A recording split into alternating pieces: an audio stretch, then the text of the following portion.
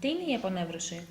Η ενδοδοντική θεραπεία, όπως λέγεται, είναι η αφαίρεση του πολφού του δοντιού όταν αυτός έχει υποστεί μια μη αντιστρεπτή βλάβη. Δηλαδή αφαιρείται το νεύρο του δοντιού. Ναι, το δόντι όμως παραμένει μέσα στο στόμα χωρίς να πονάει και είναι έτσι λειτουργικό, δηλαδή συμμετέχει στη μάσηση. Πονάει η διαδικασία. Καθόλου.